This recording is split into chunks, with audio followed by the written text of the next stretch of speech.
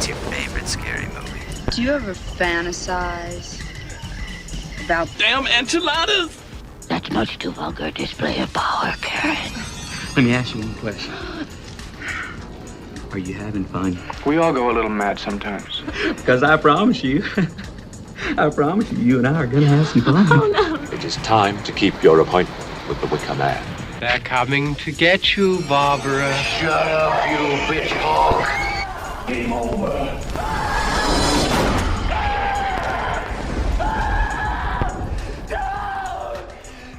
Hello and welcome back to the Dreadcast.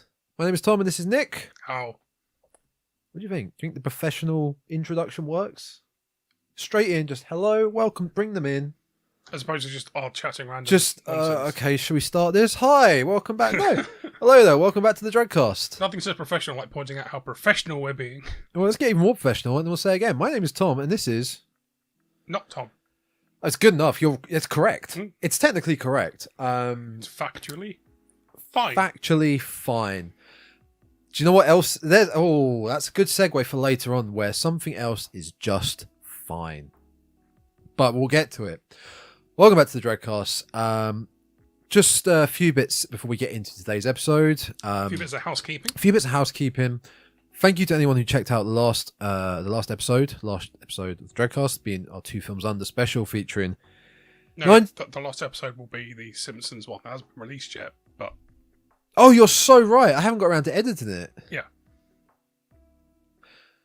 Thank you for everyone checking out the last episode of Treehouse of Horror 11 and 12.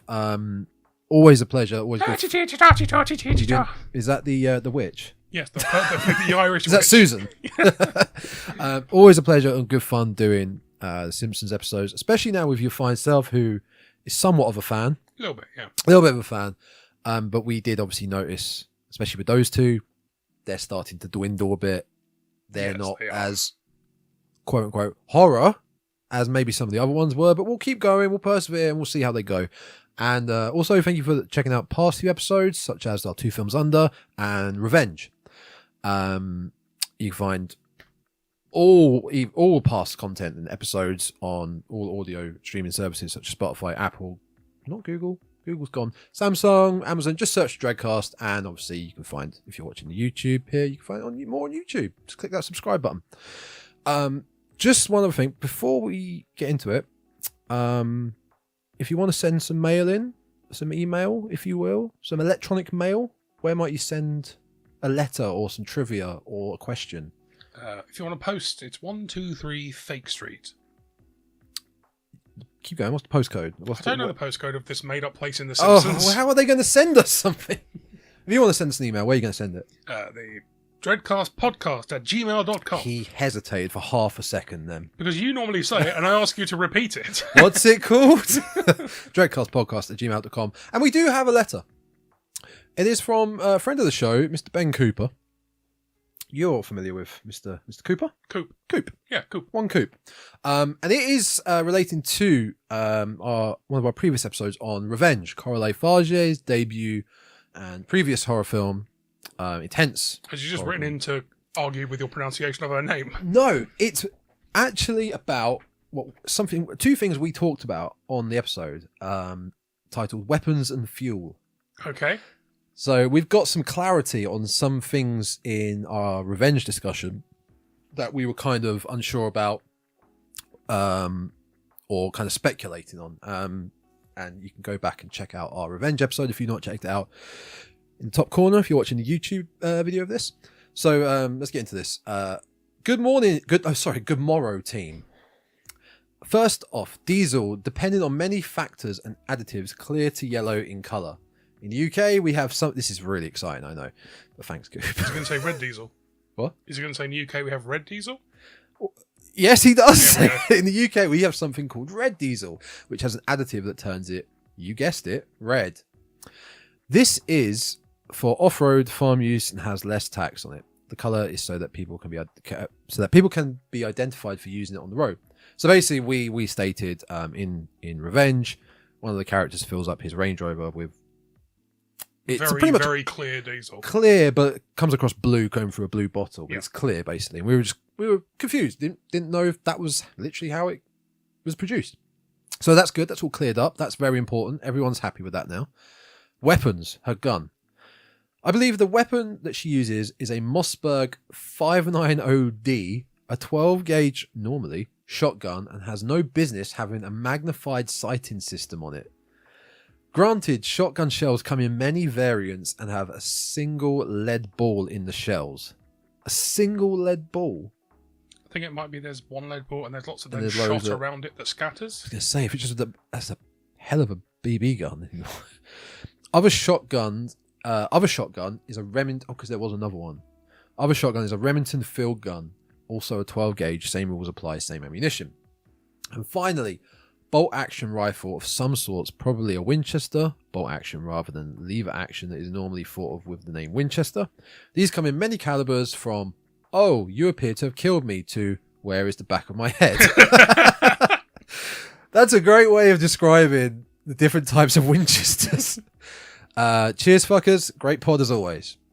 Thank you, Coop. Thank you for the clarity. That episode can now be put to bed because it's been up in the air because there's 2 points. So yeah, if you out there have any tips, trivia, information, anything you just want to send us in general, send it into the thedreadcastpodcast@gmail.com. What's that? Nick. The thedreadcastpodcast@gmail.com. Bingo. I think that's pretty much all. So I'm doing the Trump hands here. Okay. That's all the. I thought you were playing a tiny accordion. It's from the country next to the country of said film we're going to be discussing today. See. So I don't think we, as a whole on the Dreadcast, have done a review / discussion on a film far into a franchise. We normally start at the beginning. Yeah. So we've done Nightmare on Elm Street 1, Friday the 13th 1 and 2, and so on. Whereas this whole episode is pretty much REC4 Apocalypse, the fourth and final in the series. But as we've been discussing, as you picked it, and when you first picked it, we were like, we should probably watch 1 and 2, even though we've both seen it loads of times. We've never seen 3. We need to watch 3, and then we'll do 4. And it was a good excuse to rewatch the first 2 and then actually watch 3 and 4. I am so glad we did. But we're going to get into 4 in a bit. There's a bit of preamble to get in with first. Yeah. Did you also know some people call this series, or just the film itself, REC? REC, not REC. No. REC. Yes. Why? Because people are idiots. I saw this great film. It's called TIRRIFIER. Yeah, a great film. Yeah, just spell out everything. Mad. Well, I've got here, right? I got both of these. I've got the same Blu-rays. I got both of these in a charity shop at the same time. I'm concerned because I might have gone missing and they could have been put in a charity shop. No. REC1 and REC1 and REC square. What kind of bracket is that? Okay, it is. What would you call it? What, the bracket or the 2? I know that's squared. Yeah. REC squared. Well, it's looking like the REC sign on your VCR. It is. If you're from the past. I don't know if Fear Revisited is the official subtitle. I don't recall. No, I think it must be a marketing play. But REC1 and REC2 on Blu-ray, £2.50 each. Mm-hmm. Bargain. I think REC was. I don't know when did you first see REC1? I'm not sure, either 2007 or 2008. So it was shortly after release, or maybe a few months down the line. Yeah, that's about the same for me. It holds a really special place in my film-loving heart, and also just in my life in general. REC holds a special place. Yeah, I can agree with that. REC helped me to meet you. I'll explain. Interesting. First of all, the first time I saw REC, I had no idea what it was. By which I mean, I don't even know what genre the film was when I watched it. When you look at the case, no, no clue at all. Oh, you had no right. I see. Yeah. So I was watching the Sky Movie channels. Now we didn't have Sky Movies because it was too expensive. That's for the posh people. Every year they'd give you a free month and hope you signed up, or forgot to cancel the free month. So when we had the free time, I would watch shitload of films. Yeah. Often I'd get into bed, put a film on, and put the TV on standby to go off. Oh yeah, yeah. So if the film was not very good, I'll just drift off. So I was getting into bed and it was maybe 11:15. Yep. And most of the films start at past or on the hour. Mm-hmm. There was one film started at 1:45 and it was a REC. And it was on the Sky Sci-Fi / horror movie channel. Yeah, as it okay. was at the time. Yep. They keep every year they change the names of all the channels, but this was sci-fi / horror. So I didn't know if I was watching a sci-fi or a horror. Yeah. Turn it on, in bed, start. So I'm like, oh for fuck's sake, it's a foreign film. Just meant I had to put my glasses back on. Yeah. Which meant I'm not going to fall asleep. You got to read it. So I got my glasses on, start watching, and for the first 15 minutes, I still don't know if I'm watching a sci-fi or a horror film. Yeah, it's so Building plain up. and When it hits, it hits. Yeah. And I loved it. And I realised, oh, this is a zombie horror film set trapped in a quarantine location. It's a great idea. The concept was fantastic. we will not be talking about quarantine in this episode. I've seen it. Have you seen Quarantine 2?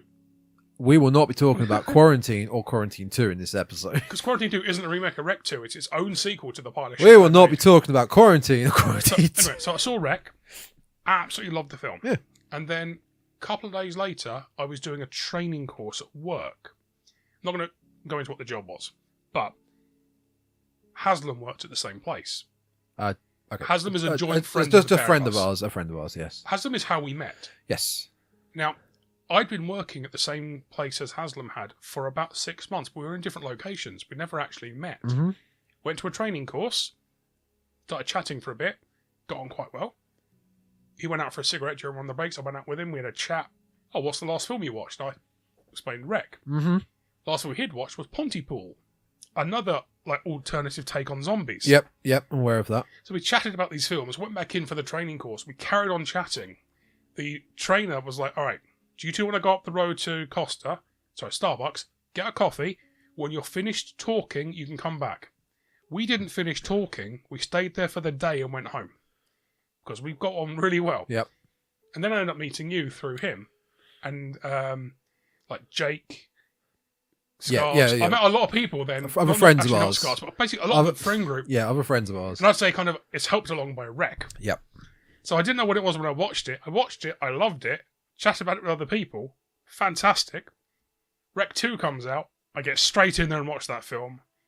The fact that it follows on from REC, the timeline is like straight after the film. Perfect. Mm-hmm. Oh yeah, we'll get into the other Really ones. enjoyed Yeah, it, we'll get into the other ones in a minute. I think I'm the same with you with when I first saw it. I didn't see it on release. Because you're a little bit older than me. Like a year or two. Not very much. A couple of weeks maybe. But I remember seeing this in sixth form school. I think a friend of mine got it on. Back then, it would have been LimeWire. Yeah. It would have been LimeWire. Hybridtheory.exe? Yeah, something like that. Yeah, and yeah, we were obsessed with it because very much into horror at that point, but nothing like this had come out. Yeah, I had seen many POV horror films, Blair Witch is the obvious standout, but it's a very different take of a POV film. But this is Blair Witch was advertised to the point where you knew what you were getting going in. Well, for the most part, you were meant to think that it was real. Yeah. Whereas the marketing wasn't implying that with this, but the film itself kind of does its job, making you trying to get you immersed to believe this is a real reporter. This is actually happening. So yeah, kind of the same time frame as you, 2007, 2008. Can't remember exactly when. And REC 2, after REC, we were like, yeah, we've got to keep following the news of this REC 2. As soon as it came out, we watched REC 2. Both REC and REC 2 follow one of your favourite things to get annoyed about with found footage films. Context. The reason for why they're recording and why they're continuing to record. Look at that. That's the next point in the structure of this episode. I know it's something that you always mention and bring up when we talk about it's found so footage important. films. Yeah. So important. Why are they recording? Why are they still recording? And they are important points. It makes sense in Blair Witch. We're going to die, might as well keep recording. No. Blair Witch, Heather states it's all she has. Yeah. That is the key, because she's a filmmaker. That is her passion. That's all she has. And then the world is messing with them around them. But yeah, they're going to die, like you said. They'll keep recording. Yeah. Paranormal Activity came out. Seen. You never seen Paranormal Activity? No. I've never seen any of the franchise.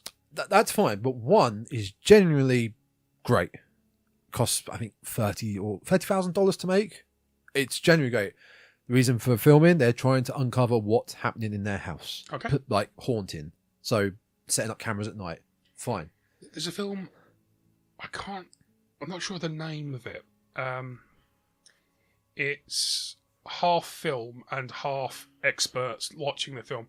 I think it might be called the McPherson tapes. It's about an alien invasion in like a family get together. I think it might be a birthday party or a New Year's party type thing. That sounds similar to Lake Mungo as well. No, it's not Lake Mungo. I've seen that. I didn't like Lake Mungo. They kind of land in the kind of woods outside these guys' house, and one of the kids has got a camera, so he keeps recording what's going on. Yep.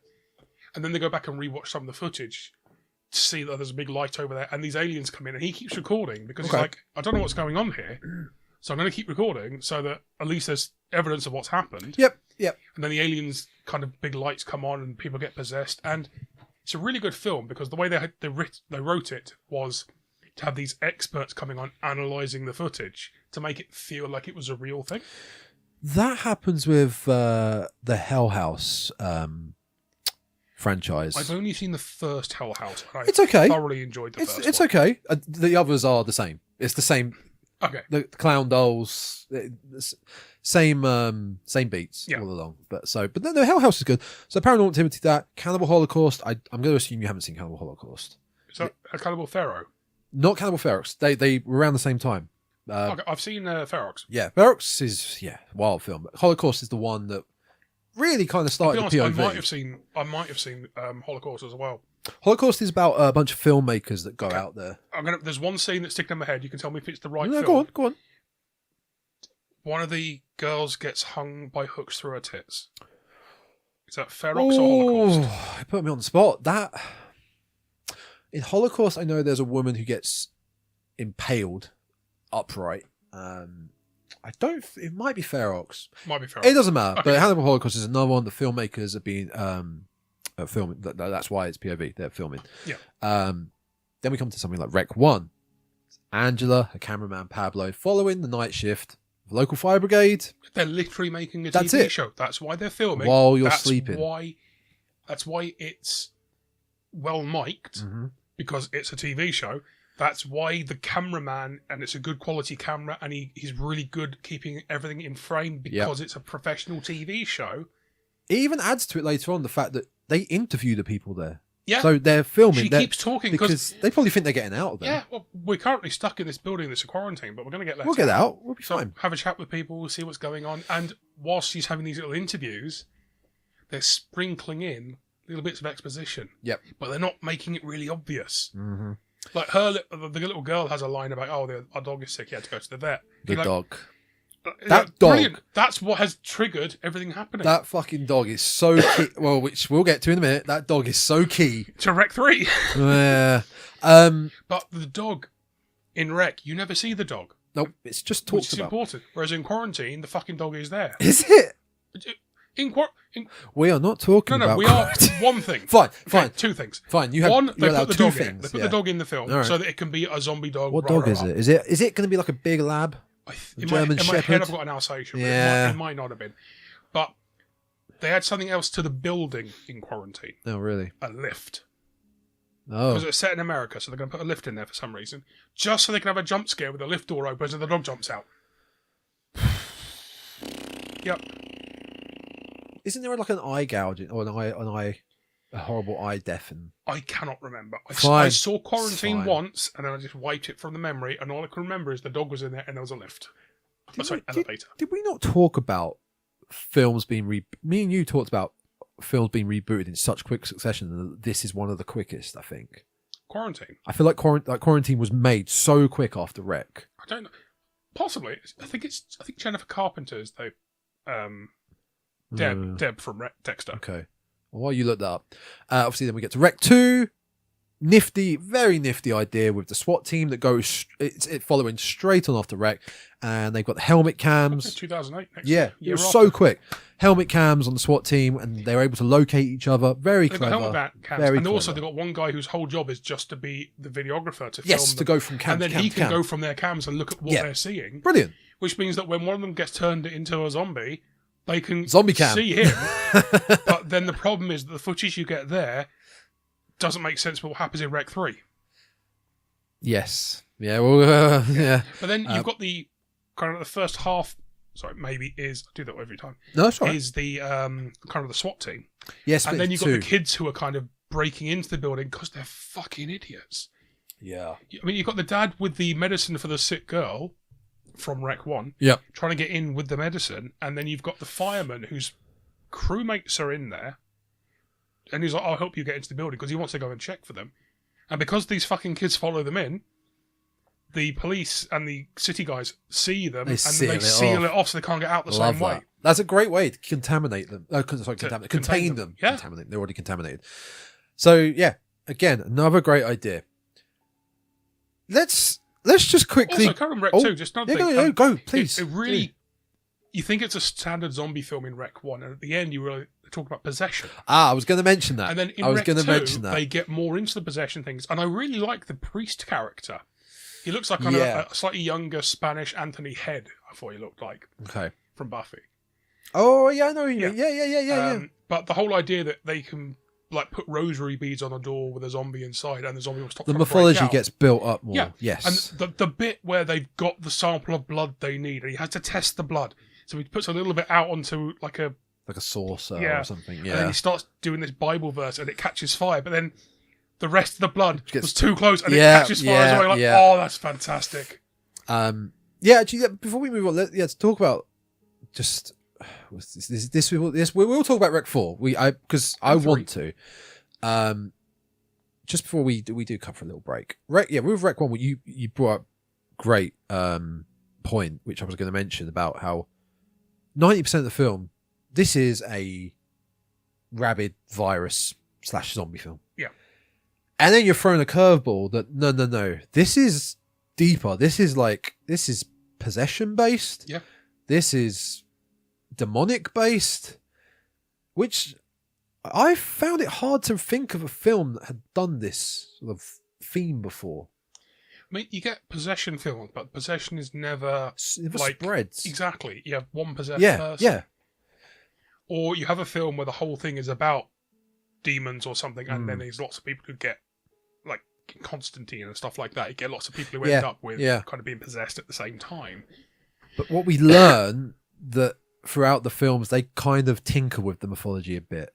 No, in 1 and 2, it's the same. In 1 and 2, it is everything, all the stuff about the possession, all the stuff that we learn, stays constant throughout the first 2 films. They don't fuck with it till they hit 3 and 4. They don't fuck with it in 2. They tinker with it. Like when the young teen is infected, he becomes, if you will, the possessed one, because they tie him up and he's speaking in whatever's possessing him. Yeah. It's not the Medeiros girl. The Medeiros girl is the girl who is in the penthouse. The attic.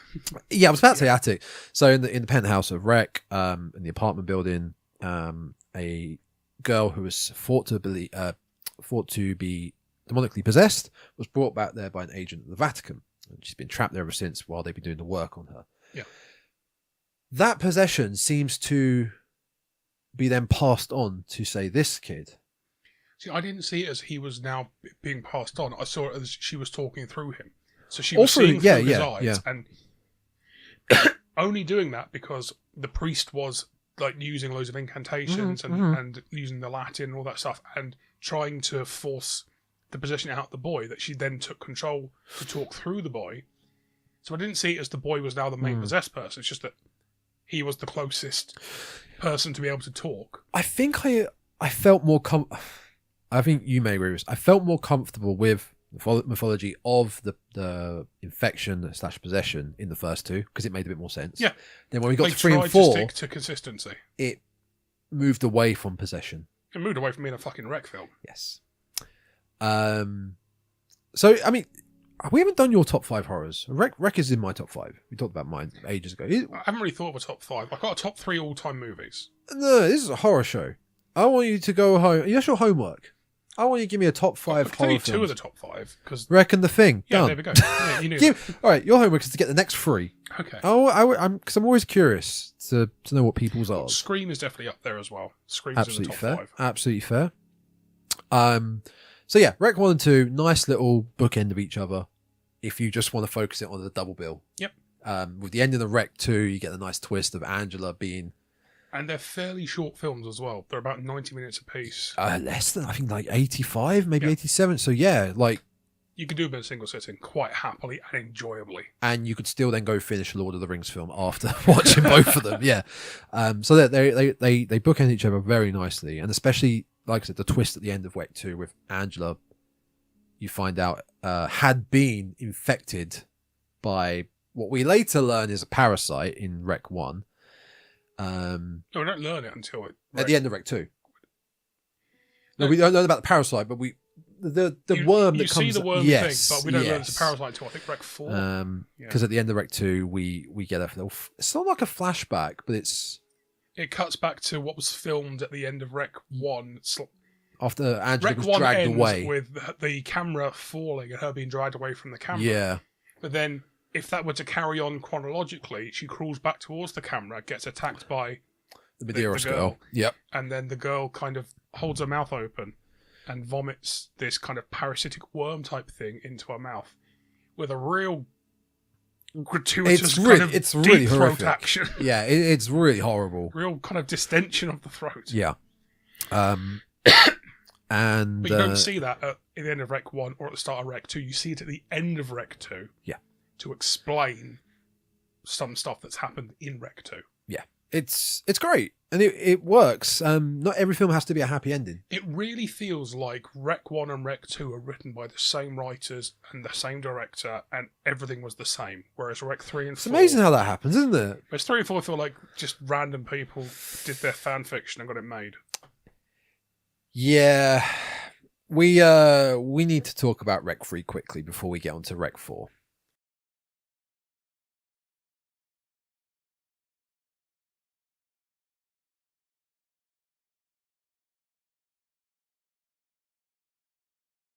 I just noticed something. Like I mentioned on the the Rec Squared Blu-ray, it has somewhat of a subtitle saying "Fear Revisited," but it's The first not. one's Experience Fear? Yeah, I hadn't noticed that. Experience Fear. I think that was probably added for the home release. I also have this on DVD downstairs. I also had Rec on DVD and then got It's Rec mine, 1 and alright? 2 It's on a mine. Blu-ray because it was a film I wanted and deserved to be purchased. I think the covers as well are really nice Yeah, because they keep the same design in a way. and also Right. they don't spoil the film for you if you haven't seen it. You just look at the front cover, you're like, oh, interesting. You know, instead of holding up, you could just make it appear on the screen, right? I will do that. That shot though of Rec 1 of Angela's face with the low lighting, I think is fantastic. Also, that's like one of the final shots of the film, and that's what they put on the Yeah, Blu-ray. it's in the attic. Brilliant. Yeah, but you wouldn't know that. No, not at all. I mean, even the shots in the back. 3 shots. There's the little girl. Yep. There's Angela crying, and then there's looking down the stairs at what looks like the infected. But I mean, it still doesn't give much away. So, let's talk about the black sheep of the series. We had to watch it. Rec 3 Genesis. Now, I, as much like you, watched Rec 1, so hyped about it when we were younger. Went straight on to Rec 2 when it came out. Yep. When Rec 3 came out, I was following the news about it, but never got around to watching it. I've just even till now, never got around to it. Same, because the buzz died and the reviews for the film were awful. They were not good. And it was like, if you like the first 2 films, don't watch the third one. Yeah, and I didn't know too much. I knew it was based at a wedding because it's the poster as well. My knowledge of what was in Yeah, 3 what was was it your was set at a knowledge? wedding, Yeah, same, and it's not first-person camera. They were the 2 things I knew about that film. same. There wasn't POV, and that you think, oh, that's Part why. of the Rec series is that it is a found footage film. Yes, I mean it's Rec, but it's record as in camera Yeah. record. Like that's Yeah. that's it. That's It would be its like if you shtick. remade Blair Witch and it wasn't done with like their own cameras. Did you ever see Blair Witch? The one from a few years back. The sequel. Yeah. From It's not bad. But also, it really takes advantage of the modern cameras, the way they've improved so much. So some of it's shot with drones. Yeah. And sometimes they set up their camera outside their camp that is triggered by movement. And then they showed the witch. Yeah, okay, that was a problem. But So dumb. they did a lot good. They also did a lot bad. I think it was one of the guys from VHS was involved in it. The original VHS. Yeah. Yeah, I think I know who you mean. Yeah. Rob something. I'm not sure, but we've never done Blair Witch on this show, so that would be good to do in the future because it's one of my favourite films. I've never seen Blair Witch 2 Book of Shadows. That's a film that could fit a 2 films under episode. Oh dear, it's shit. Oh, it's so bad. Anyway, REC4. So the other thing I didn't necessarily know, but I assumed it's called REC4 Genesis. I assumed they were going down the prequel route. Yeah, because Genesis makes you think they're going to show how it started. So I was like, okay, that's kind of interesting. I don't need to see how Spider-Man becomes Spider-Man again. I don't need to see you do. Batman become Batman. Origin stories are done to death. All right, but this was some time ago now, before they were done to death, I think. So it turns out that Angela's parents were at the opera and they were killed by a mugger. And all you see in the trailer is the pearl necklace just falling to the floor as she's shot. So yeah, I was led to believe it was prequel. How we were going to learn about the Medeiros girl, how she was possessed, how it all begun. Not really sure how that would tie into a wedding, but No. I'll start this off by saying I like the touch of it being a wedding DVD. That was new. I loved the first 20 minutes of Rec 3. Yeah. Because the first 20 minutes of Rec 3 were a Rec film.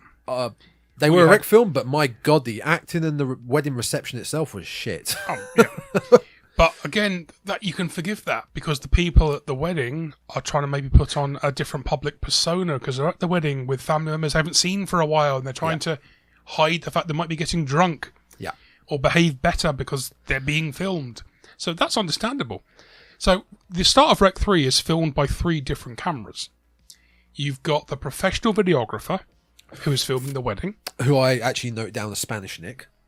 I mean, he was my favourite character in the film. He was good. They did him dirty. They did. He was good. He was great. He was also, good. he was a really nice guy. Yeah. Because the second camera is being done by the groom's cousin. Who's his best man, though, right? Or is it Rafa, I think, was his best man? Someone else. But it's like the groom's cousin is doing the filming. Kind of a younger, maybe older teen. Yes. And he's got a lot of questions for the professional videographer who's there to film the wedding. He's really interested by it.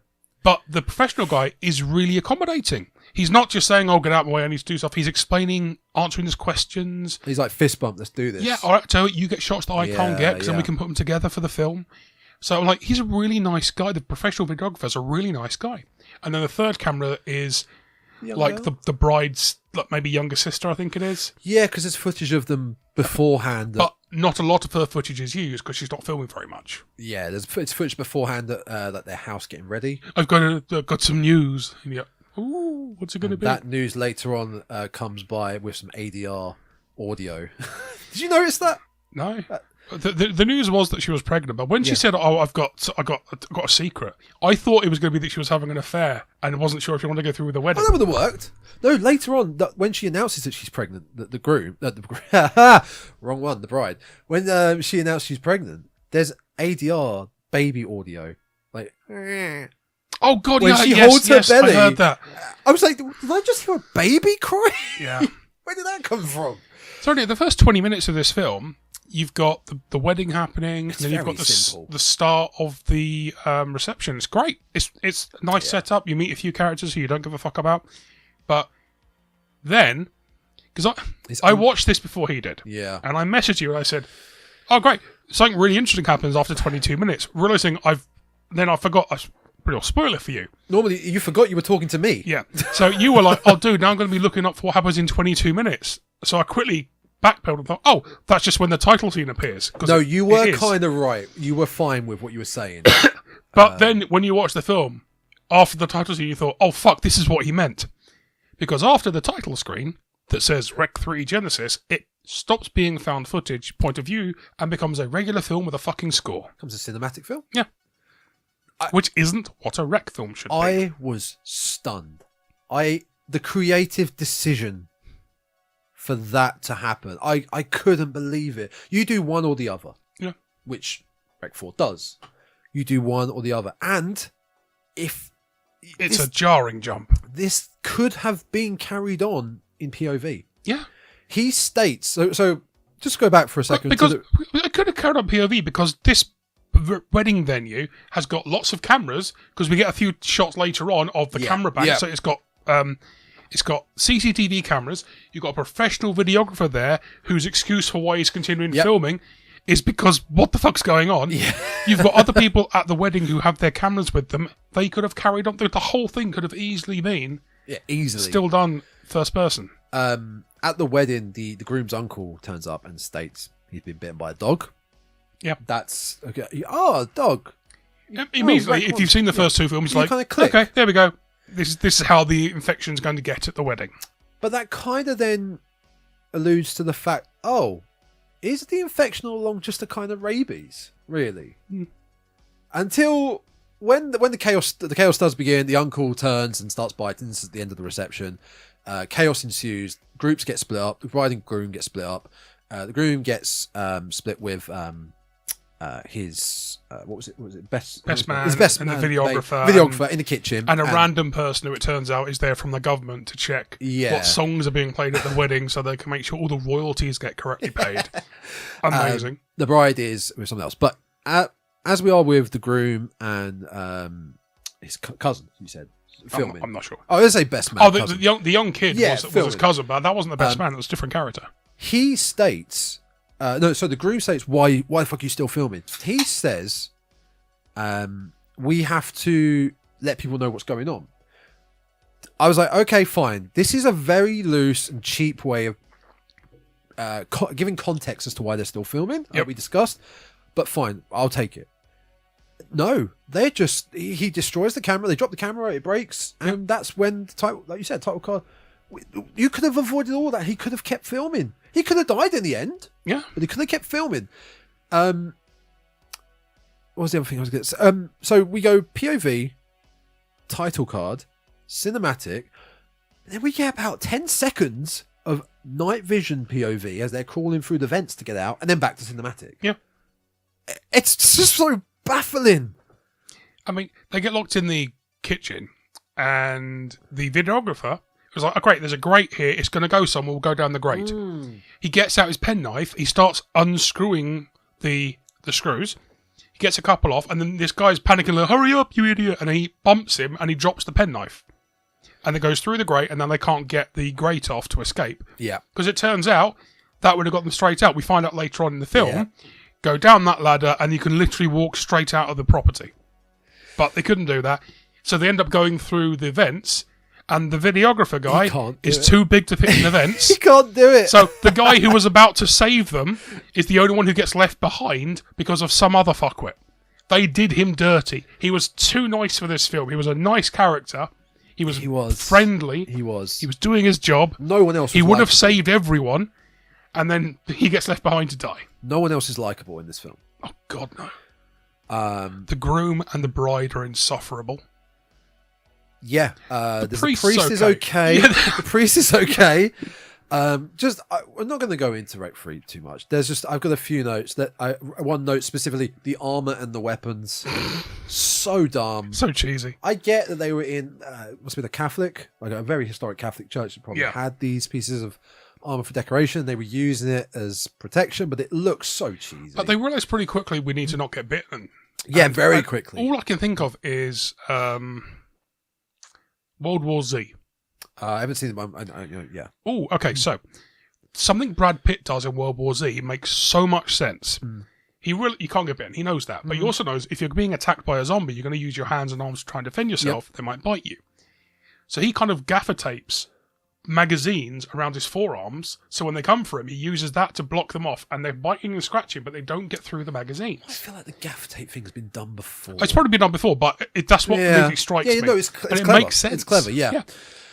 Anyway, REC3, the thing that really got me. Go on. Is you see the reflection. I was going to bring that up. Many of them. Yeah, so but in the reflection, any of the zombies show up as demons in the reflection. They didn't do that in REC2. No, in REC2, when the cop before the cop kills himself, there's a cop trapped in a bathroom about to shoot himself. Yes, while the other he ones sees are- himself in the mirror, and the door has been broken in, and the zombies are coming in through the door, and they are human-looking zombies in the perfect reflection in the mirror. Then he shoots himself, he dies. I never made that correlation. And then we see in Rec 3, all the reflections, they're the demon. I never made that connection there, because he's looking in a mirror himself, but you also see in the mirror them breaking through. I went back and rewatched that part of Rec 2 after watching Rec 3 to make sure that I was remembering it correctly. Oh, and I well was. done. Yeah, that's scene in Rec 3. Unnecessary retcon. Yeah, it's a lot of the infected, because it's like a hotel reception. It's a big premises, big building, and there's like a massive stairway, and then above the stairway is this mirror, and then that's where you see the reflection. Yeah. They're just standing there, the demons, if you will. Yeah. And yeah, it's the same Medeiros girl.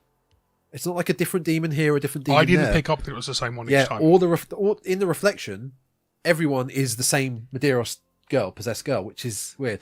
And something we learn in Rec 2 is that you can only see her in the dark. Yeah.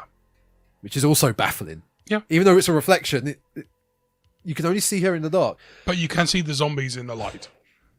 But you only, It's you only see the real her in the dark. No.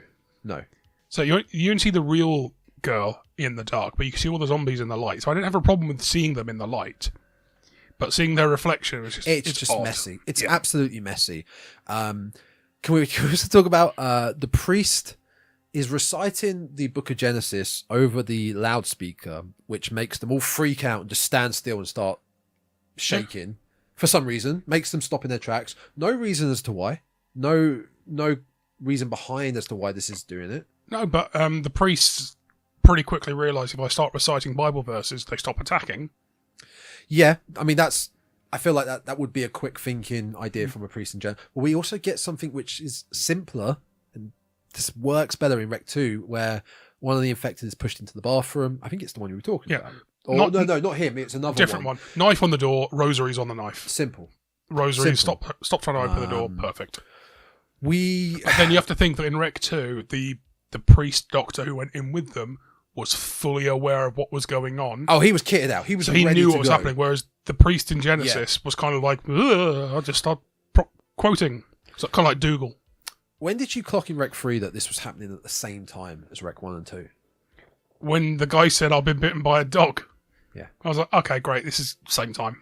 Yeah, that, and also later on, when the groom is in like the security room, there's a TV on up there, and there's footage. Literally shows it. There's footage of the outside of the apartment buildings Yeah. in Barcelona, so it's happening at the same time.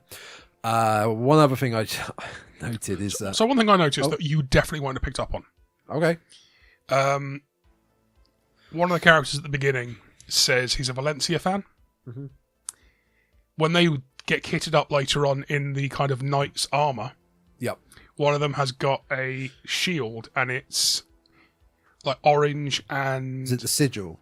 No, it's orange and yellow kind of stripes. Basically, it's the Valencia team logo, Okay. but just without the bat, because Valencia have like a bat on it as well. I picked up on that straight. I was like, that's the Valencia shield. Well, that's awfully convenient. Really, I know, just a football thing. That Not kind for of you. popped I mean, up for out of them nowhere. to have. That's awfully convenient. But it was a different character. Oh, okay. Because the Valencia fan was, I think, the young who got bitten. Right. And the guy who ends up with that shield was, I think, one of the waiters. Okay. But it was kind of, I feel whoever wrote the film was like, I'm a Valencia fan. Let's see if I can just chuck a couple of things in there. Shoehorn that in. When we get to segments with the bride, zero personality with this character, much like many of the others. There's a scene, many scenes, where she finds a chainsaw and just needs to cut a bit of her dress off, just a bit With the chainsaw. with a chainsaw. As you Couldn't do. have just ripped it. She's got to cut her own leg off. It was so dumb, and especially compared to the next film, and there's a specific scene I want to compare what I'm about to say to, which I'll get to. This film felt like there was gore for the sake of gore, especially with the chainsaw. Okay. Like, this seems cool. My problem with this film, many, Which but one? one of them Which one? is that it was clearly displayed in the first two films. The infection can be transferred via saliva or via blood. Yeah. And the priest says it when he comes in the second film. Yeah. You know, it's okay. It's not airborne. No. Just don't drink any blood. Don't lick up any saliva. You'll be fine. Did this fact bother you a bit in the fourth film? Yeah, but Yeah. in the third film, Yeah, in the third film, yeah. the groom has gone back to the kitchen. He's Yeah. found wonderful videographer guy's now dead. A zombie attacks him, and he uses, I think it was like a stick blender. That was my next point. To kill The a guy. blender in the face. And the blood goes across his face, yeah. broken by his open mouth. So there's blood has gone in his mouth. But then, a couple of cuts later, that strip of blood is no longer there. He's still got the blood all over his shirt and sides of his head, but they've got rid of the stuff across his mouth. The stuff that would have turned him into a fucking zombie. I also felt nothing with that kill. You I felt nothing with any of this film. Yeah, no, I mean, With the exception of when they came back and you saw the videographer guy it looked like he'd slit his own wrists so he wouldn't become an evil person. Again, they did him dirty. They did. He was too good for this film. it's a bad film. Horrible film. I'm just glad the bride and groom both died. They do die at the end. And, oh God, they end up holding hands after they've been peppered with about 20 bullets each. Because the wedding venue has been completely quarantined. Yep. They managed to go through The without- ET tunnel. Yes, it is the ET tunnel, yeah. I like the fact that the way the bride gets possessed, with the priest is talking over the tannoy system, Yeah. the Bible verses, all the zombies are frozen in place. And then the bride's granddad bites her because his hearing aid isn't working, so he isn't that hearing is all the quite stuff. clever, yes. They set that up nicely at the beginning, saying, "Oh, you've got your hearing aid in," and I didn't pick up on that. I mean, I heard it at the time, but often you hear things being said and you think, like Chekhov's gun, okay, that's going to come into play later. Yeah. I did not clock that his inability to hear later on is going to be a That's a plot nice point. little setup and payoff, yeah. But that's where they have to chop her arm off to try and stop the infection, but obviously it doesn't. And yeah, they die at the end, thankfully. Yeah. If you want to go through the whole REC series, you really can put this aside and go straight to 4 after 2. Because 4 talks about REC3 for about 3 minutes, and you're done, and we're back in with REC4. And there's one character from REC3 that ends up in REC4, although I don't think we ever see her in REC3. They just claim she was at the wedding. Yes, but it's still not that important. No, not at all. So, do yourself a favour, you don't need to watch REC3. It just, as a film, if you just generalise it as a zombie film, it's very basic. If it's just as a zombie film, it's kind of, by the numbers. It's very by the numbers, really. It's not that special. But it's jarring going from Yes. the point of view to like regular cinematic with the score. I was so stunned. And the score was so ham-fisted as well. There was no nuance in that score. It was just hitting you over the head with, here is a love scene, love music. Here is a scary scene, scary music. Feels cheap. Yeah. So then we go on to REC4. This was the point of today's episode, but we had to get all this preamble out the way. And we'll talk about it right now. Yeah, right now we can keep going.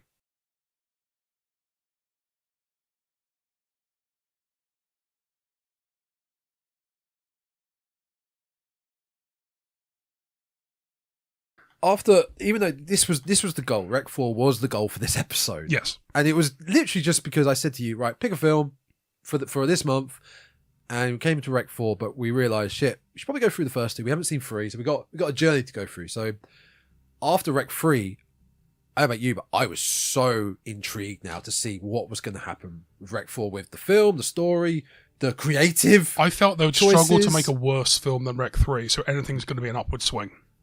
Yeah, that's fair enough. I'm going to say it now. I thought this was good. I would say it's amazing. I just think it was enjoyable. I love the idea. I think a few bits of execution a week. Yep. I liked the film far more than REC3 because it's set out immediately to be a cinematic film. Yes, there's no reason for this to be there would be no context for someone holding the camera. Nope. So that's fine. But at the same time, it's still The not first what I two are think. POV. Yeah. Shouldn't this really I mean, they make a big deal about setting up all these fucking cameras in Reg 4. Yeah. But overall, it was a better film, better story, more interesting. Less offensive to your eyes and ears. Yeah. It was fine. And it had another Spanish Nick, It did. Yes. who was literally called Nick. It was called Nick. It's absolutely fine. And like I said, if you want to go through these films, you can completely avoid 3 and just cap it off with 4 or 2. But 4 is fine. I love the idea that they know they have to find a cure for this. Yes. They have to find something. So they're going to put them on this big kind of oil tanker type ship off the coast. So if something fucks up, it's not going to hurt the mainland. It's a solid idea. Great idea. I don't mean just for the film. I mean for that setting. Yeah. Like, it's a great idea for them to take it out to sea. Out to sea, or maybe an oil rig or something, somewhere off the mainland where no one can get to without really being obvious. Perfect idea. Yeah. It's a pretty straightforward plot. Again, we're straight, like Rec 2, we're straight in after Rec 2. Yep. With a new SWAT team who are going in to basically blow up the building. Get rid of everything. But before they do that, 2 of their team members get infected and killed by their own team. But the second one, fucking love that guy. It's the type of thing I like seeing in films where when he the character realises he's been bitten. I've been bitten. Yes. All right. You know what you have to do. Gives them his gun. Yeah. And then they hesitate, and he goes, "Fucking do it!" And then they shoot him. Yeah. The character who doesn't say, "Oh no, wait, we can find a way to help." No, just immediately, I'm fucked. Kill me now. Is that? Yeah, that's the first one. It's the selfless death film. It's the character who's like, "This is what I have to do now." Well, yeah, there's no, because we don't get that later. We get that later on. We get the complete opposite with a doctor. Yeah, he's like, "I can help. I'm fine. I can help you help with the cure, which can cure me." Although him, because they were about to find the cure, he could have been just lock me in the room behind. Yeah, and then when you got the cure, come and cure me.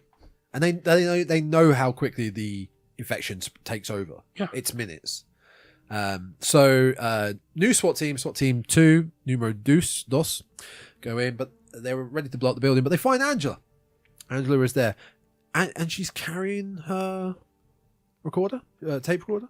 I think she's got the camera. I think to use the torch on it. Yeah, that's it. So she's using it as a torch, a big, heavy, bulky torch. It's from here they escape, but we don't see them getting from there to the ship. No, they wake up on the ship. Exactly. Which we then find out is you don't know it's a ship at first either. No, you don't. Oh, you don't. You can kind of tell with the doors. When you start seeing the inside and the corridors, because there was no kind of rocking or anything, I actually thought they were on an oil rig, which fair. I imagine would have a similar type of doors, kind of doors that could be sealed against water and stuff. And that would have super worked as a setting as well. Oh yeah, like you said, yeah. And the whole film is set on this ship. Yep. We've got more army men, mercenaries, I guess, hired in by the scientists who are trying to find a cure for whatever this is. The thing that's really different, I wasn't a big fan with this film, was like when we were talking about the mythology of the possession / what it's now being a parasite. Is it a possession that has manifested itself into a parasite that can spread its infection? They don't explain it. No, they don't. If it's a parasite, the whole Bible verse is stopping it doesn't seem to work. No. Unless the parasite is the demon. That's what I'm thinking. Yeah. The parasite, and then the parasite's DNA, which is then spreading, is causing the rabidness, the virus. Yeah. The To everyone parasite needs a except the host. host. The host doesn't get possessed. The host doesn't turn rabid. Yes. So obviously at the end of Rec 2, we're led to believe, well, not led to believe, we're shown Angela is the host. Yep. The parasite. So she is now on the ship, along with 2 of the SWAT team. Lead guy who is always head first. You notice that? His neck must have been so sore. He was always like a turtle, like looking forward like that. I can't remember do you remember his name? No. Something Spanish. Something Spanish. His partner was called Lucas, I believe. But he was the one that kind of sold them out. The only 2 characters who I remember from this film were Nick and Edwin. Edwin is the Filipino chef. Oh, he gets it It's bad. just Edwin is not a Filipino name or a Spanish name. not, I no. love the Spanish-speaking Filipino called Edwin. Just the Yeah. name stuck out. He gets it bad. Yeah, He gets it really bad. So yeah, we've got the scientists on the ship trying to figure out what's going on and work out a cure. We've got the mercenaries trying to hold everything down. We've got Angela on the ship along with the SWAT team, surviving SWAT team members. Two. Yeah. And then we've got the third. Find out what his name We've got was. the survivor from the wedding. So it's, I think, the bride's grandma or something. Yeah, I think it is. Who's a little bit kind of ditzy, a little bit slightly. I think she's got like maybe dementia. Or Yeah, she's a losing little it bit kind of yeah. mild. But her. Guzman. Sorry, Guzman is the lead. Oh, the lead SWAT guy. Yeah, Guzman. Granny not quite knowing what's going on, and on a few occasions being a liability by talking loudly when they need to be quiet, Yeah. really reminded me of 30 Days of Night. Oh, it's been a while since I've seen that. Josh Hartnett. I love that film. It's good. It's a good take on it's stop vampires being sexy. Yeah, well, for a while. But no, there's a character in that, like one of the guy's dads, and he's got dementia, and they're all trying to hide in the attic, staying quiet, and he's like, "I'm going home. I'm going to find your mother, who's been dead for years," type of thing. And he's not happy with what's going on, but then he kind of breaks down and starts crying because he knows he's really well written character. But she reminded me of that kind of not being entirely. She was nowhere near as bad as this character, but just the way that they're all kind of humouring her at times. No one's explaining what's going on. There's somewhat of a care for her as well, Yeah. especially by Lucas, the second in command, I guess, of the SWAT team that have been captured and put on there. Well, because there's later, and everyone else is dead, so he's technically second in command. Yeah. But also Lucas, Guzman's, is subordinate the word? Subordinate? I think so. Yeah. He's actually somewhat sold them out. Before they went into the building, he was paid to get them into the quarantine, into the ship. No, he was paid to get him a sample of blood. Or was it just a sample? He explained I thought he was sorry. I thought he was... He said he was paid to get a sample of blood from an infected. Yes. And he said that before he went in, a bunch of priests showed him loads of pictures and kind of tipped him off that this isn't a normal infection. This is something weird. So he's more clued in than Guzman and yeah. Angela. Although I don't think he was expecting to be quarantined on the ship with everyone else. No. So yeah, for most of the film is Angela, Guzman and Lucas trying to work out what's going on, eventually trying to escape. So you can break down the characters into three groups. You've got the scientist soldiers, you have got the SWAT team and Angela, and you've got the people who were on the ship beforehand. Pretty much. So the captain, his radio guy who's Nick. Goro. No, the radio guy is Nick. Oh, sorry, yes. Goro's the kind of navigator guy. Yes, that's right. And the fourth one, I can't remember his name, is the guy in the engine room. Yeah, in the depths of hell. Yeah. Yeah, I was really hoping he'd survive. Same. Yeah, he was a fun good. character. He was good. So, I can get his name. I do not speak Spanish. Jesus. Okay? I got a C in GCSE French, and I can't speak French. I have never learned Spanish, but I know one or two words you pick up from certain things. Yeah, I get that. So, there is a scene where two of the soldiers, during a blackout, because the ship keeps having power surges and the power goes out for a minute at a time and comes back on. Why. Because they're powering everything in the lab downstairs. But there's a part just after the blackout where these two soldiers go down and start having a go at the engineer, Jesu. Jesu, Yeah. the guy in the engine area of the ship, trying to make things keep working. Now, I don't speak Spanish, but there were two words said that I know, and the subtitles did not say those words. Okay. So at one point, the soldier who's very angry with Jesu calls him Negrito.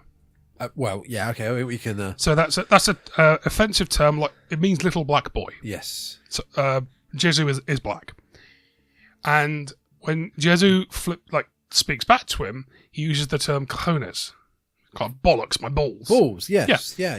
Now there is nothing kind of overtly racist in what the soldier says according to the subtitles, and he never mentions his balls in the retort. So what are the subtitles? The subtitles were, where he says Negrito, Yeah. the soldier says along the lines of, I don't know where you're from, but in this country, when we're supposed to do a job, Yes, we do he it hard. does, We do it yes. quickly. And then the response was from Jesu, things get done when I fucking do them. Yep, I remember that line. And I'm like, okay, brilliant retort, but he said cojones at one point, and that was not what I saw in the subtitles. I wonder if they changed that on purpose. Possibly, because I know sometimes you get certain phrases in certain countries that don't translate at all. Yeah, for sure. So for sure. There'll be a phrase in some country where it's like, oh yeah, you might as well ask a donkey to fuck you in the arse. And it means, oh yeah, it's difficult to do. Yeah. But if they put that in the English translation, you'd be like, that doesn't make any sense. So they'll use an English alternative that will make sense to us reading it in English. But he called him Negrito. He used a racist term. And they decided, we'll translate it to be, I don't know where you're from. Like, what? That's not what it was said. I mean, I think the film was an 18. It was. So I don't see, like, you couldn't have done much more to really affect its rating. That's our highest rating. Yeah. Or unrated. We even have unrated. I don't think we have any more. No. So even if they included that, which isn't really something that would change a rating that drastically, if they included that wouldn't. No. That's. You get a lot of hard N words in films. Yes, that can, you do. Can still be a 15. If you like Tarantino. Yeah, no, I hadn't clocked that. I mean, I know exactly the scene you're talking about. Because it was a scene that was a really good scene. But yeah, it is. Yeah, I don't speak a lot of Spanish, but I picked up on 2 words and they weren't what I saw. So that's why I then kind of rewatched it. I thought, yeah, I've definitely heard that twice. So we later find out that which was actually quite a surprise with your boy Edwin in the kitchen. Yeah. The scientists have been using lab monkeys. But we didn't know them. that. We knew that was a hell of a surprise. We knew that they had something they were taking blood from. Yes. But we didn't know it was a monkey. That was a surprise. I didn't see that coming at all. Nope. I was like, oh, we've got zombie monkeys now. Yeah. Yeah. When you get past that, oh, this is what we're doing. Oh, okay, this is what we're doing. They're scientists. They're using them as tests. Yeah. And there's multiple of them, as we see later on. There's many of them. But whilst it was a bit odd, it was a wonderful way to get a lot of infected people at the same time. Yes, because the infection spreads very quickly. So Edwin gets attacked by this monkey. He gets scratched, gets bitten. He beats the monkey. He kind of slams the monkey into the pot he's cooking. So with like a lamb stew. Yeah. Holds it until the monkey dies. And then once the monkey's dead, he kind of carries on. He's slowly being infected, but he looks like he's trying to fight the infection. Yeah, he is. But he carries on. He serves up all the food, but he doesn't take it out. He serves up into the bowls in the kitchen. And then someone else comes in like, where the fuck's the food? Yeah. And Edwin's got his back to them, just kind of really trying hard to hold himself together. And then the other guy takes the food out, and all the soldiers eat the food, and turns out that's where the monkey was just killed.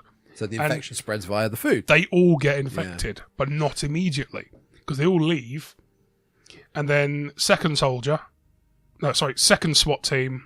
Are you talking, let's say, good and bad? They're both good. Well, Guzman and Lucas. So Lucas goes into the kitchen, finds... Yeah. Oh shit, he's a zombie. Locks him in the fridge, and then stops the other guys from eating the food. Yeah. Because he's instantly realised. Yeah. Yeah, which is actually really smart. You don't get a lot of smart characters like that. In many films, yeah. I'll just show you something. IMDb did Edwin really bad. Because that doesn't look like Edwin to me. What that's the monkey. That's the monkey. Wow, how racist. Isn't it? If you go to REC4 Apocalypse on IMDb, everyone's got their character headshots, their actor headshots for their characters. And then when you go to Edwin, it's the rabid monkey. Click on him, see if there's anything else. If that's his profile. Oh, it's his profile. Has he been in anything else? Oh. He was in a film called For Mum. That's it. It was a short. Okay, so he's not done. That's his only actual kind of big film. I mean, of all the pictures, you could... Christian Aquino. That's unfortunate. It is. That's highly unfortunate. Yeah. He also becomes a bit of a test subject later on, yeah. Edwin. What do the scientists call it? an antivirus. They call it retroviral. I can't remember because you've got to think that whatever they're saying is being translated Of into course, whatever we're seeing. So they feel like they have, let's call it The cure. the cure. And seeing as they've got Edwin trapped in the freezer. So he's in the fridge, but they know he's possessed. They can see through the door, so he is perfect. If we can inject him, see if it works. I like that they insist on using the taser to hold him down, and they're specific. Like, you've only got a minute. Like a minute. He's only going to be down for a couple of seconds, right? Yeah. Zap. Injection. The effects are really nice on this bit. Oh, his face starts swelling. It's very Planet Terror. Looks like he has a couple of goiters. Yeah. The neck starts really pulsating. It's really nice. Doesn't work. So then they just lock him back up again. We'll try again later. It's fine. So it's at that point. Is it that point they realise they need Angela? At that point, they realise they need the pure form of the infection. Yeah. Because once the infection's gone into somebody else, it starts mutating with their DNA, so it's no longer the original infection. So they need the original infection. But they don't realise at that point they need Angela. Because as far as they're concerned, it's still the Menounos girl up in the attic. Yeah, and who they blew up. Also, at the same time, Nick is taking the footage of Angela's camera. Yeah. Right? It's so taking a long time. It's broken, so he's going to do it frame by frame, he says. Frame, yeah. And it's 25 frames per second, as he points out. Yeah, which is going to take a long time, which then eventually the file makes its way down to the lab, where they see the footage of Angela having the parasite. They see basically the end of REC2. Yeah, the end of REC2. That's when they realise they need Angela. Yeah. Do you notice... I do hate this in films. It feels really cheap. And then you get a science lab. You look on the computers and it's just like bars going up and down, or a DNA strand spinning at numbers like matrix numbers, and it's just bollocks. Yeah. It's just, no computer would have that in a lab. No. It's just absolutely, it's like Shutterstock or Giphy images. At least it looks a bit better than some of the Jurassic Park stuff, though. From 93, there's a specific scene where Nedry is talking. Nedry, the guy, he's on the phone talking to somebody on the docks, and he's seeing them through a camera. But we realise it's footage that's been shot already, because you can see he's pressed play and you can see the footage, the bars going across the screen as he plays the video of the person he's talking to. Oh, that's great. In 93, you watch that, you don't pick up on it. You watch it nowadays thinking, that's just a video. Yeah. Playing it on Real Player. Pretty much it looks like it as well. Yeah. Also, Nick is, character Nick, lovable Nick. He's a great character in this. I mean, we're introduced to him being a perv. That's the first thing we see of him, as him being pervy. He's a bit pervy, The first time we see Nick, he's using the camera to see into Angela's room as she's about to get changed. Just making sure everything is okay. Just checking all's good. Just checking everything's A-okay in the ship, you know? He's always in horror movie shirts. Is he really? I never clocked that. What? I never clocked that. Okay, so I was too captivated by the film. The first time we see him, he is in a classic Nosferatu on a ship. Oh, fantastic! And the next day, I'm actually not sure what he's wearing, but I remember for the end part of the film. Oh shit! What was it?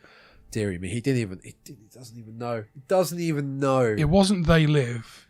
It was a horror movie, but I can't remember what it was now. But I clocked it at the time. Yeah. I should have made a note. You should have made a note. But no, he's in horror movie shirts, which I thought you would have picked up on pretty quickly. Embarrassing. Yeah. For this fake horror podcast. He becomes pretty much the hero of the film, the unlikely hero of the film. Because for the whole film, you're led to believe Guzman, big, jacked... Necky guy. Big neck, jacked, SWAT team leader guy who's there to help and save Angela, is the hero. Alas, he is not. Because the main twist of this film, which I didn't necessarily see coming. I didn't see it coming at all. It was good. It was a good twist. Because the whole time I'm thinking, we know Angela's got the parasite. We saw it. Exactly. Yeah. But we start to learn that the parasite... Specifically, the parasite requires a new host to survive over time. When it doesn't require threatened. a new host. It will go into the way it thinks is the strongest host. The strongest being the key word. Obviously, Guzman, He's got the neck, so that means he's the strongest host. And this happened in the apartment buildings, right? Yep. Literally in the apartment buildings. So we find out it's Guzman who was causing the blackouts to help the monkeys escape. Basically causing all the issues. No, he wasn't causing the blackouts. The blackouts were happening before. He was using them. Yeah, he utilised them. He was utilising them. And this, when we get that reveal, it really. Sorry, I'm just trying to see what the shirts. Oh, you're really trying to remember what the shirts were. I think when we get that reveal, though, it really then does move away from the demonic possession side. Yeah. Which I was a bit... Goes straight into weird parasite. Yeah, I was a bit disappointed in that. Because we lose all mythology built up, the built-up mythology of the Medeiros girl, really. Although, still the fact that it was priests who told him about it and were involved in it early on makes me accept that it could be that it's a demon, and the way it's possessed is via a parasite, as opposed to via mythical things. So we're having to build that ourselves, build those connections ourselves. But I like the fact that it's not spoon fed to us with 100% answers, because the characters themselves don't know. So they don't. Yeah, no. I'm happy knowing as much as they do. I hate films that wrap everything up in a nice little package at the end. I like not knowing it. Yes, yeah, that's a fair point. Fair point. He gets bopped pretty quick, Guzman. It's not by the harp. Yeah, because by the harpoon. Yeah, by harpoon. Yeah, because him and Lucas go hunting for the harpoon because they've got no weapons. Throughout the film, as they're moving around the ship, they pick up a gun. He uses all the ammo. They get rid of it. Lucas ends up with a machine gun, but he gets swarmed by some of the mercenaries. Yeah. We find the old lady. She had turned. Nice. Somewhat of a callback to the first film with the old lady, maybe. I don't know. It's very loose callback if you want it. The one callback which I want to think is a callback is when we get the reveal of Guzman being the host now, that Angela is completely in the clear. Angela is not infected whatsoever. He kicks her down into like this ship's storage. Was it the hull? I don't know what part of the ship. Hold, I guess. Yeah, a car hold, and is left with just one little lone light in pitch blackness. And that kind of reminded me of the end of the first film. Yeah, stuck in the attic. That was a nice little, somewhat of a callback. I don't know if it's intentional, but I instantly thought it was. So yeah, can you remember? It was only 2 hours ago for you. I had a lot going on in personal life for me, so a lot of it's blanked out. How she escaped? Oh, she is chased by the monkeys. She just keeps finding. Oh, she's ladders. In the hold. She kicks her way out of like a cagey part that she's in. Yeah. Which was strong enough to hold the monkeys in, but not her. Yeah. But of course, then the monkeys can come out the hole as well. Yeah. And then she keeps finding ladders. She keeps just climbing higher and higher up the ship, and then she falls kind of through a roof part onto Nick. Yes, Nick though, who at the time has an onboard motor. Yeah. From like a little dinghy. And also he has also got the life raft that the doctor had been hiding in case of an emergency. So you combine the two, which he actually states. The doctor states, if we combine the two, we have something about that I really liked. Yeah. Just clever thinking. Combine the two, we can escape. And he's like, no, fuck you, give me that. You say clever thinking. I think it's really forced. Because there's no reason they should have that fucking onboard motor. No. They were looking for weapons. They found 2 harpoons. And then decided, I'll just use a motor. Yeah. Which I love the fact that he uses it once. Not Nick. So this is not Guzman, Jonas. No, not Jonas. Lucas? Lucas, there we go. Yeah. Lucas uses the onboard motor to kill one person, and then it conks out and he can't get it started again, and has to start hitting people with it. I love that. I love the fact that he had this stupid weapon and it stopped working after one kill. Yeah, then you've got a blunt object, basically. And it then kills no more zombies. They lug it around, they hit people with it, but it kills nobody else because it's a big, burden, cumbersome weight. It doesn't kill zombie humans. It kills zombie monkeys. Oh god, you're right. They get it started briefly to kill the monkeys. Then comes back to your point on The infection, we were told the infection spreads via blood, saliva. Now, their faces were not covered in blood after they killed the monkeys. It's one thing I picked up on. There was blood all around them. There should have been, but though. Their faces were not bloody. Yes, you But could they should have you been. could say it should have been, but the fact that there wasn't blood in their faces made me Even think... droplets. No, nothing at all. The monkeys were vaporized. By a motor that's probably got, what, 3 blades on the bottom of it? Oh, yeah. But very fast. They're stupid. They kept running into it. They were possessed. That's what they do. They run into it, yeah. Yeah, so it ends up being with Nick and Angela somewhat surviving at the end. But it's quite a good shot, but I was also very confused by this shot at the end where they're trying to escape off the ship and pretty much the horde that is on the ship starts chasing them. But it feels like there's more people than there was originally on the ship. Well, they do mention a few times different watches. So whilst one lot of soldiers got asleep? possessed, they could then very easily have passed on the virus.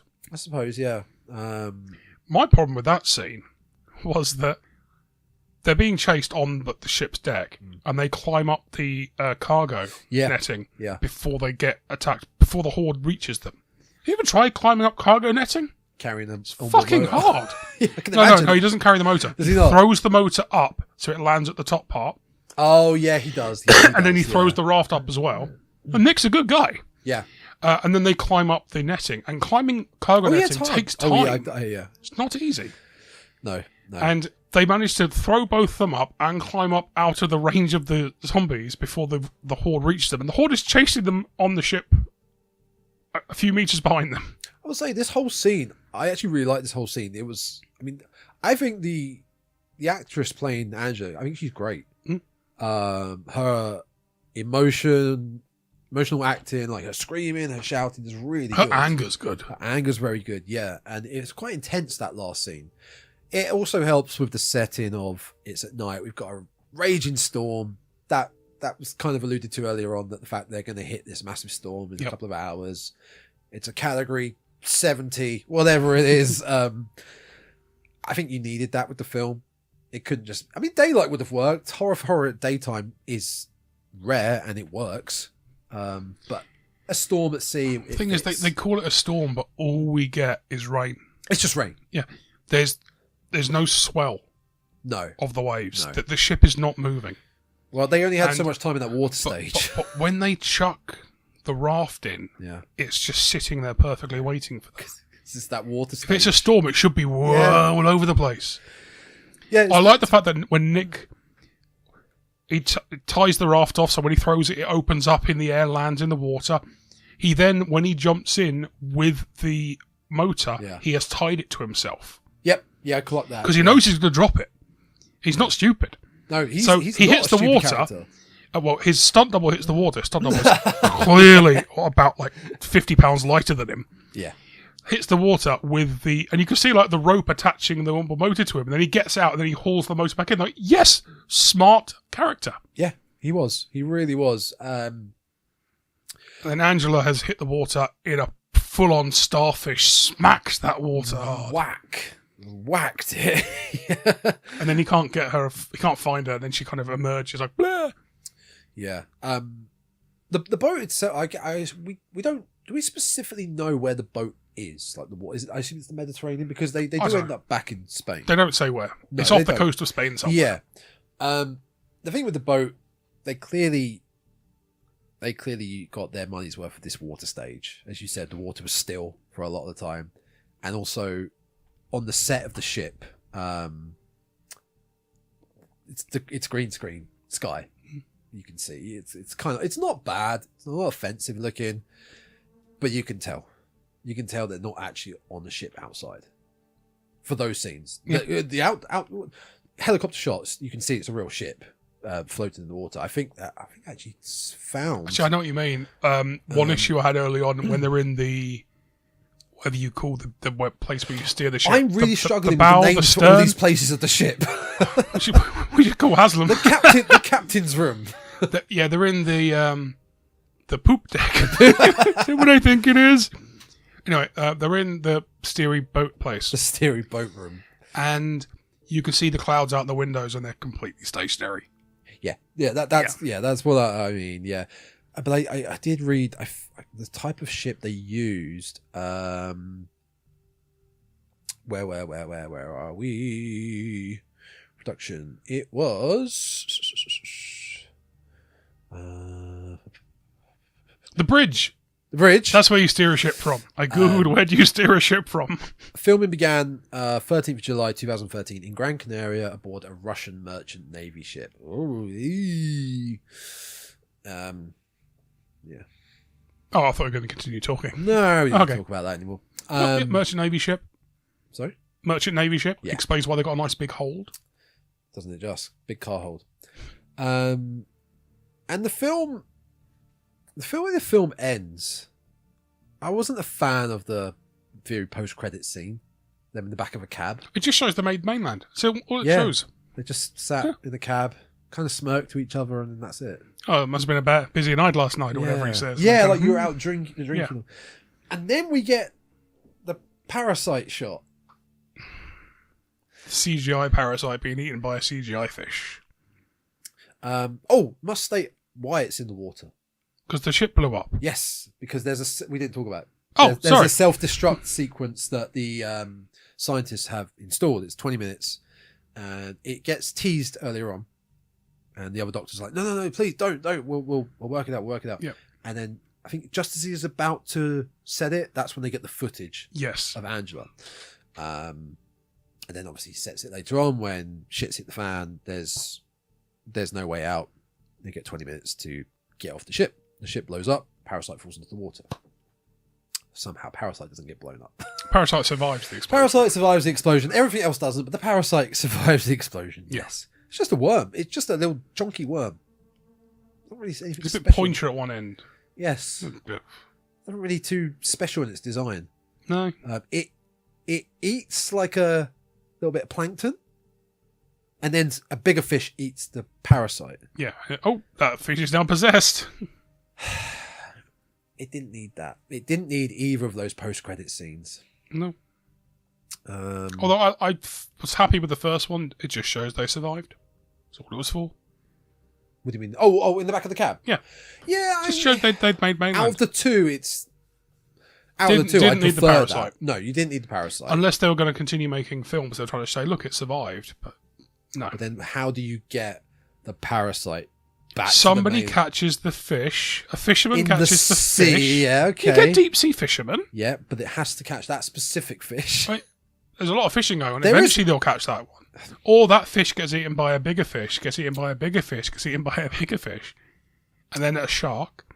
And then shark fin soup. Yeah. It could work. It could work. It's just a lot of connections to make to get to a fifth film. Now, you see, they catch the fish, they chop it up to make fish fingers, then loads of children become possessed. Oh, we already did that in Rec 1. We already got a possessed child. Oh, it just made me think there's another film I want to get you to watch. It's called Little Monsters.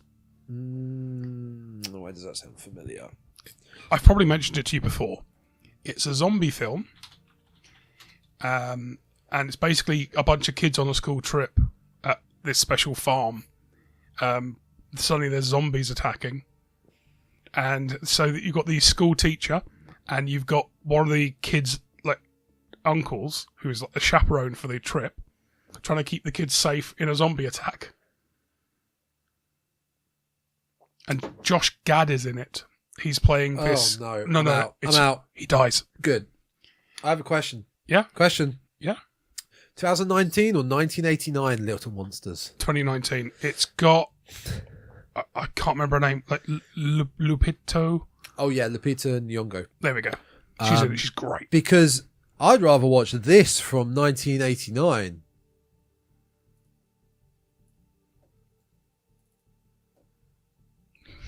Wait, what? Fred Savage and Howie Mandel. Some friends can be real monsters, and some monsters can be real friends. I'd rather watch this. That looks incredibly bad. Does it? What decade was our next two films under? 2000s. Damn it! That's an unusual monster. It's probably not even a horror film. It's a horror comedy. Hominy. Yeah, so, I mean, do you have any more to talk about? Like, all in all, it's okay. REC4's fine. It's inoffensive. Yes, it's inoffensive, and I was actually pleasantly surprised because of what we experienced with REC3. Yeah. So I was happy. I'm happy with what it is. This is still all you need to really watch if you want the real REC experience. But can happen. I could recommend REC4. Do you know what? I could even probably recommend REC4 as a standalone because they allude to the wedding. You get the backstory as to what happened to Angela in the apartment building, and it's kind of a contained zombie film in a way. I think you could. I feel like you could. I like the idea of it. I like the idea of the trapped location, trying to find the cure. Yeah, the location's great. It's a good idea. I wouldn't recommend it as a standalone film, though. I think you need to watch it. I wouldn't recommend it to anyone I like. I'm super glad this is now ticked off in my life, though. Yeah. Because it's been... I mean, I've got the years here. It's been... 2007 was REC1. Yeah, 2009 REC2. Yeah. REC3 2012 and 2014 for REC4.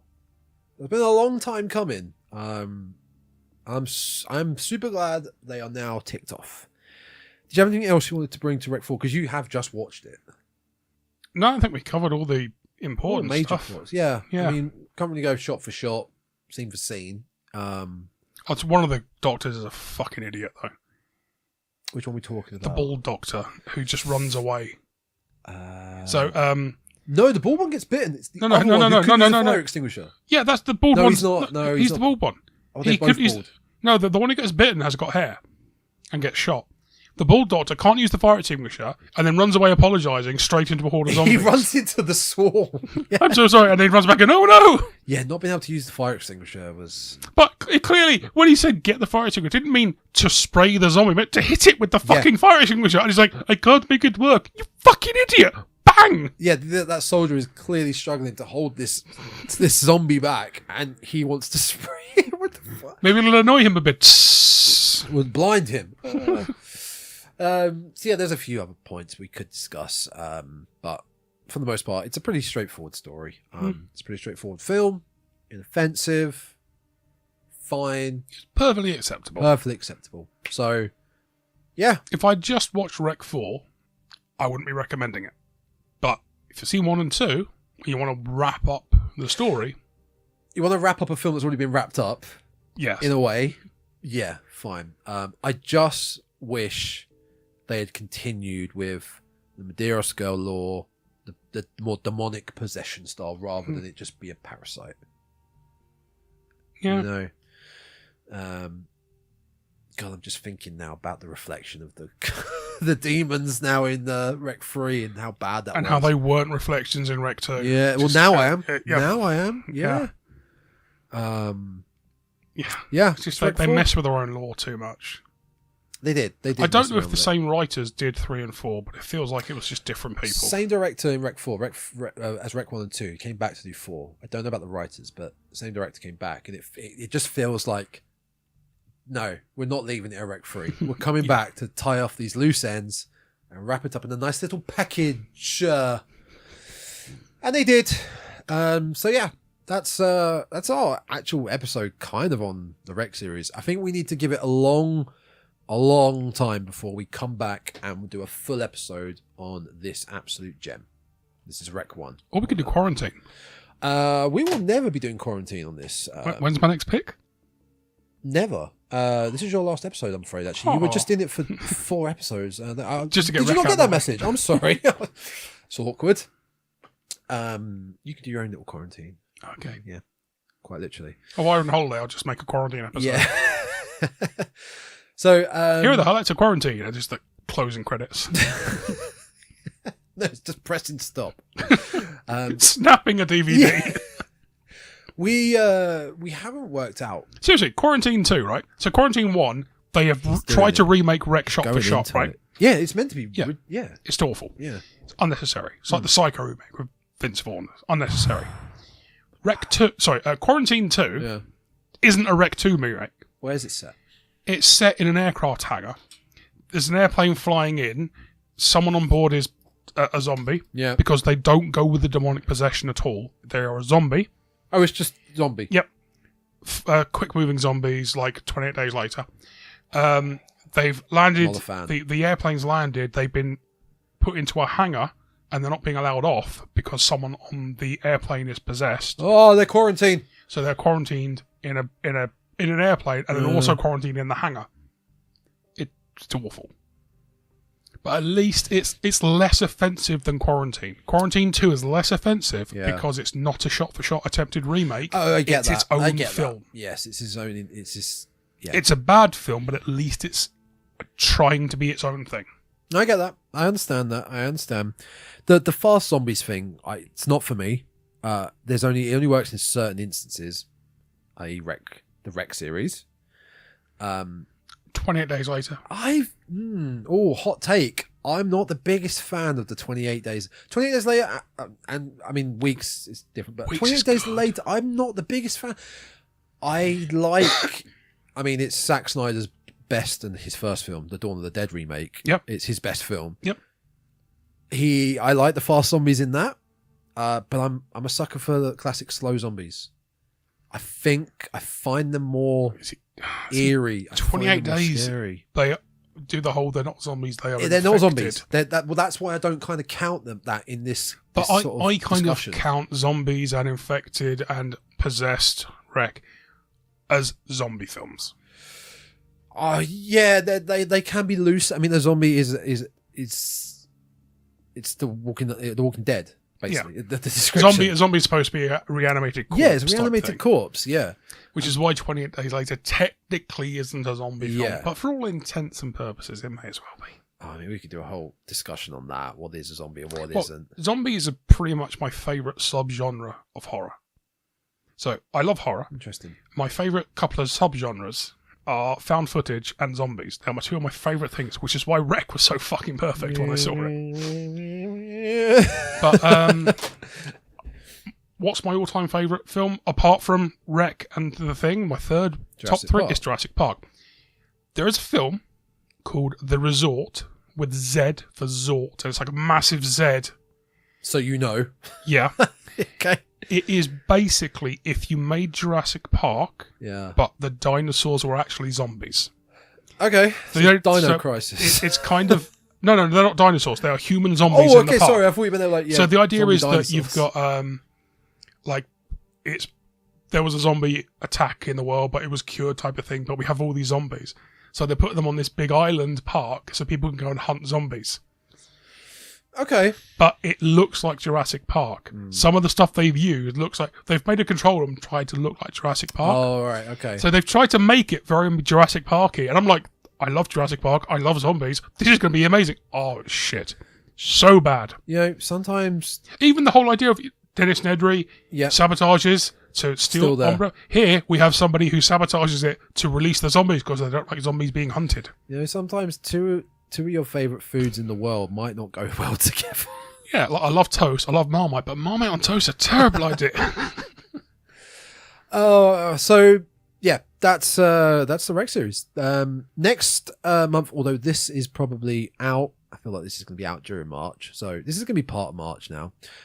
We lousy smart weather of 2 films under coming up. Oh yeah, featuring what was the criteria again? An unusual creature / monster. Yeah. And From the Naughties. Yeah, that should be grounds for plenty of bollocks out there to find. We haven't picked anything yet. We'll work it off camera, and I'll put the schedule. Still struggling to actually pick what we're going to be as well. For what? For the 2 films under. Yeah. We're still working on that, and we'll be picking. We'll work out what else we're gonna. Because we're also going to talk about in the month of March, and I'll put the schedule up soon. I reckon we should maybe do one on the monkey. The new Oscar Perkins. Yeah. Not heard good things about it. Oh, have you not? No. I've avoided anything. You just ruined the film. I have. What a shame. Yeah, maybe we'll do the monkey. You said we're going to do, at some point, Final Destination. We've done Final Destination. As a franchise. Yeah, that might take a bit of work. We'll see. We'll let you know on all the socials, which is Dreadcast on Instagram, TikTok, Twitter/X, and Blue Sky. And check out all the past episodes, like we mentioned, what we've done this month for Revenge, 2 Films Under, and the Treehouse of Horror specials 11 and 12. Just search Dreadcast everywhere, and the YouTube will pop up, and all the major audio streaming services will pop as well. And if you are still here and you want to send us some trivia, some questions, some information, whatever, you can send it to the thedreadcastpodcast@gmail.com. What's that address, Tom? Oh, you flipped it back. It's the thedreadcastpodcast@gmail.com. That was very clever. Very clever. And if you can tell us what horror shirt Nick was wearing in REC4 after the Nosferatu one, it'll be great. That's quite an ask for people to now go watch REC4 and find something. There's going to be somebody who has remembered that. I'm amazed it that wasn't listens you. to us. Or watches. Or watches or listens to us. Some homework for you there, folks. Thank you, Coop. Thank you very much, Coop, for that, or that little bit of information on Revenge. So, No, I'm thinking he's going to watch it now and tell us the answer. He might, actually. Yeah, you're right. He might. Yeah, do that, Coop. So, till next time, guys. Thank you very much. And keep watching the skies. I was thinking that. The skis.